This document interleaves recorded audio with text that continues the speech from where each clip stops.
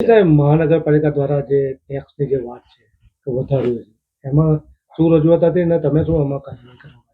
એટલે આ નડિયાદ મહાનગરપાલિકા જે ડિક્લેર થઈ છે એ મને મારી જાણ મુજબ જે હતું એમાં એવું હતું કે કોઈ પણ જાતનો ટેક્સ વધારવાનો હતો નહીં.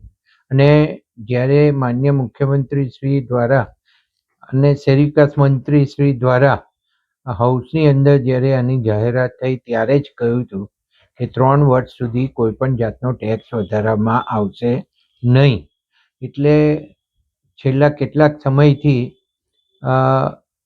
જે નડિયાદની પેરીફરીનો ભાગ છે એની અંદર જે વસતા કોમર્શિયલ જે ધંધાદારી લોકો છે એને નવો ટેક્સ નાખવામાં આવ્યો હતો એવી રજૂઆતો મારી પાસે આવી હતી.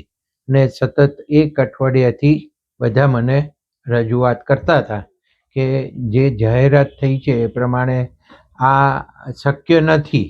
એટલે આજે મેં માન્ય મુખ્યમંત્રીશ્રીને પણ આની રજૂઆત કરી, ભૂપેન્દ્રભાઈ પટેલ સાહેબને, અને સાથે સાથે શહેરી વિકાસ મંત્રીશ્રીને પણ મેં રજૂઆત કરી, કનુભાઈ સાહેબને, કે જે જાહેરાત હાઉસમાં થઈ હતી એ મને પણ બરાબર યાદ હતું કે 3 વર્ષ સુધી કોઈ પણ જાતનો નવો ટેક્સ નાખવામાં આવશે નહીં.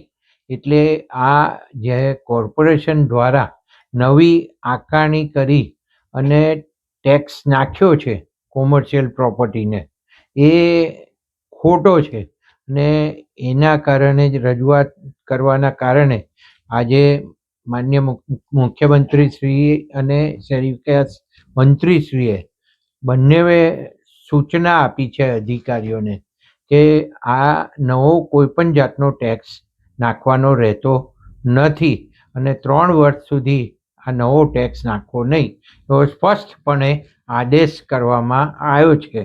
અને એના આધારે હવે નવેસરથી જે કંઈ જૂનો ટેક્સ હશે એ જૂનો ટેક્સ જ ભરવાનો રહેશે.